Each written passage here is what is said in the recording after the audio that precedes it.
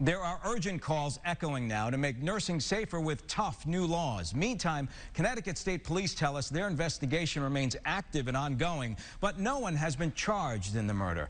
Any detective will tell you these kinds of cases take time. People close to visiting nurse Joyce Grayson say this tragedy shows the true difference between good and evil. It's set back from the road. 106 Chapman Street in Willimantic, a little run down on the outside. What police found inside at the end of October, some of it too gruesome to share. She just loved being a nurse, but when 63-year-old Joyce Grayson walked through the front door to help her patient, horror was waiting on the other side. Her family, flooded with grief through their attorney, is worried about the others who may not be safe right now. They want the police to ensure that when they do arrest the person who is to be arrested for this crime, that they have all the evidence that they need. The visiting nurse murdered, her body discovered in the basement. Detectives say a man was found with a knife trying to get away from the house, but he didn't get far. He's not charged with murder. Investigators are still investigating. Michael Reese, a convicted sex offender on probation, lived in the yellow house on Chapman Street. It's a halfway house. Joyce Grayson was his visiting nurse. She was supposed to be in and out in minutes, but she never made it out. I will not let this go. This is State Senator Martha Marks, who says protecting nurses will now be her political focus. She also has another job.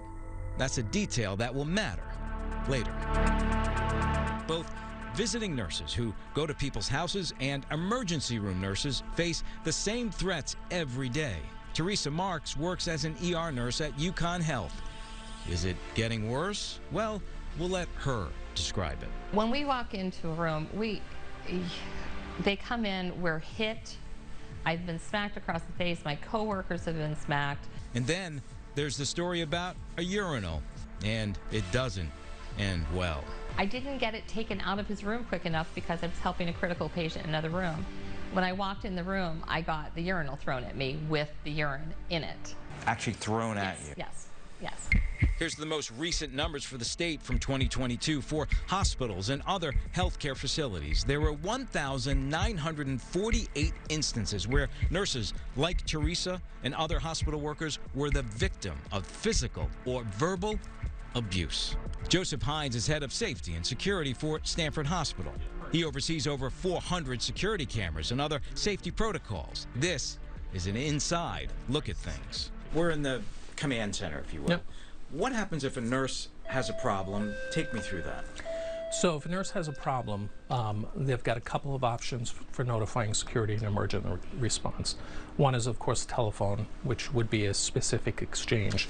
But there are also portable panic devices. The Connecticut Hospital Association says there is no doubt the trend is troubling, and headlines hurt the workforce, current and future. We need about 3,000 new nurses every year in the state just to keep pace, and we're graduating about 1,900 a year. It's a huge deficit. Tracy Wodach is an RN and with the Connecticut Association for Healthcare at Home.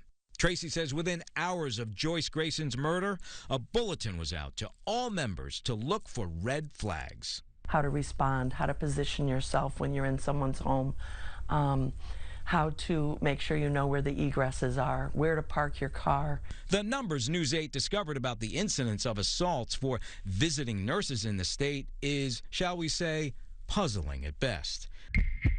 The Connecticut Department of Health confirms for 2022, across 4 agencies out of 84 required to report, there were just 21 incidents. Keep in mind, we shared the numbers for hospitals a moment ago, which hovers around 2,000 physical and verbal assaults. We're told underreporting is likely the answer on why there's such a difference. Senator Marks is not shy when it comes to the safety of nurses. So what is that other job she has? She's a visiting nurse. So you never met Joyce Grayson, right? I never met Joyce Grayson.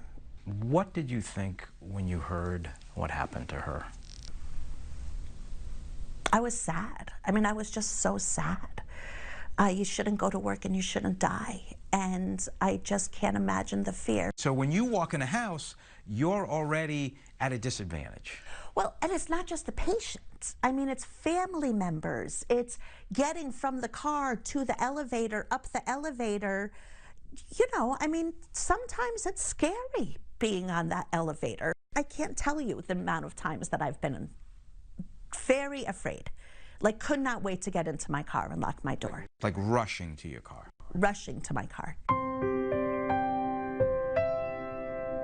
Back to the beginning where our story started. Joyce Grayson was a mother of 6 children. She spent her whole life caring for others, helping to heal strangers, but her heart was even bigger.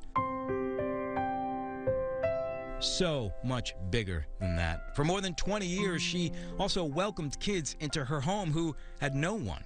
She took care of them as a foster parent, keeping them safe. But the sad irony is Joyce Grayson needed a Joyce. Someone to care, to protect her when she walked through that front door on Chapman Street. Senator Marks will hold public hearings now with nurses so they can be heard, and she'll propose new legislation in 3 areas: escorts for nurses, real-time updates from police chiefs on high crime areas, and also having case files flagged without fail so a nurse can see if a patient is trouble. Is there something they should be on the lookout for before they go knock on a door? And Jeff, is there anything else that's being looked at right now? Yeah, there are things for the visiting nurses. They want them to have panic buttons and also pepper spray and mace just in case they need it. Now, the company that Grayson worked for, what are they saying? We reached out to them. We obviously wanted to interview them. We had a lot of questions. They declined, but they did say that they're cooperating with the state police and with the investigation. Jeff Ferdarian, thank you. Thanks, Thank you. guys.